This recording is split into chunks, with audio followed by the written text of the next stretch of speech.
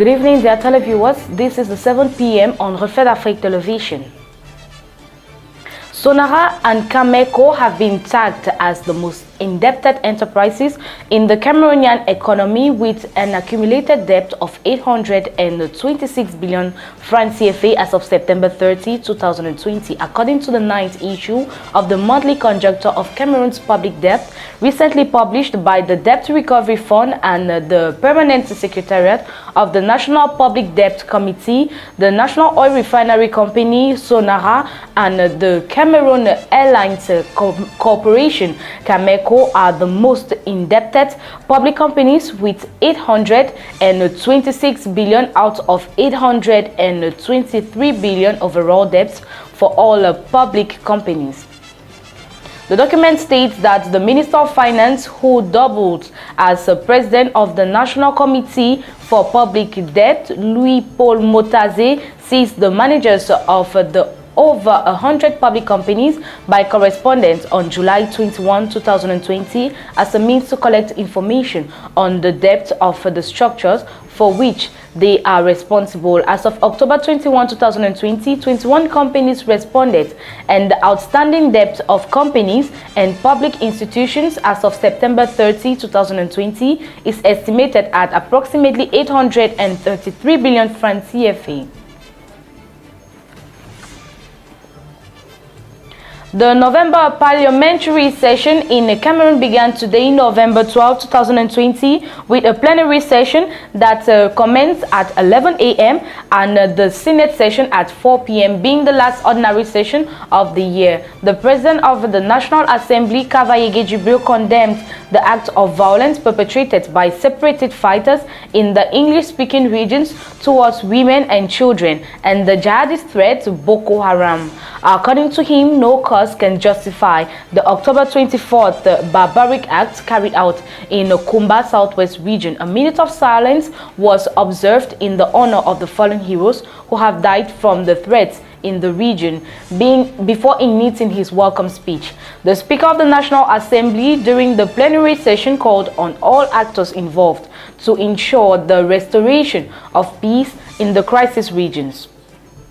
An assurance was also given to the public on the different measures put in place to curb the spread of the coronavirus pandemic.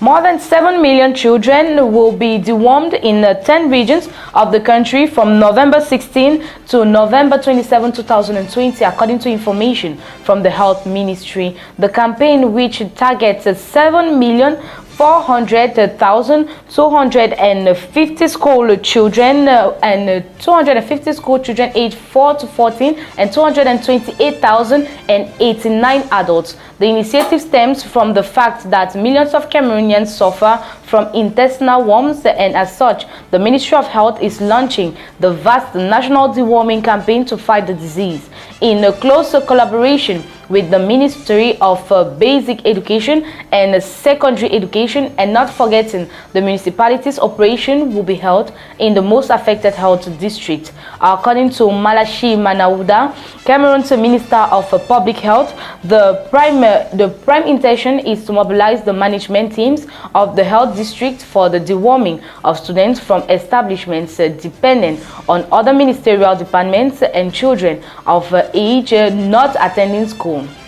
Ivory Coast President Alassane Ouattara met with his main opposition rival yesterday, November 11, 2020, and promised to pursue talks aimed at claiming a standoff over the October 31 election, which has ignited clashes, killing scores of people. Ouattara met with opposition candidate and former President Henri Konan-Bédié in Abidjan.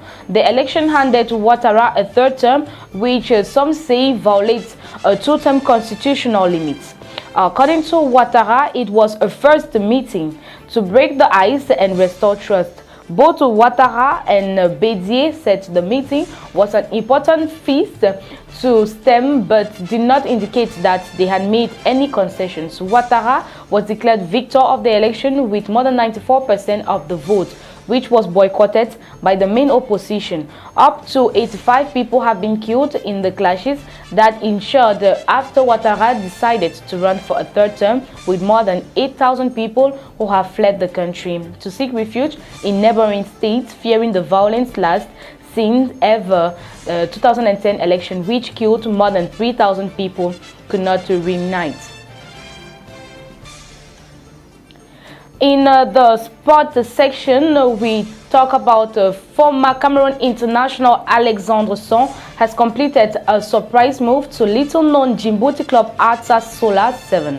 The former Barcelona and Arsenal midfielder announced on his Twitter that he signed a 2-year contract with Arta as an opportunity to promote Djibouti's football. The 33-year-old has been a free agent since March, when he and 8 other players were dismissed by Swiss club FC Zion for refusing a pay cut amidst the COVID-19 pandemic. Arta won last session's Djibouti Cup as they finished 4th in country's top flight. The club have confirmed he will be unveiled officially on Thursday, that is today. Local media have also reported that Song will also oversee the club's youth development, a decision made after he met with the club's president. The move has come as a surprise to many, with Djibouti ranked at 185 out of the 210 nations on FIFA's latest ranking, while they are 51 in Africa, with only Somalia, Seychelles and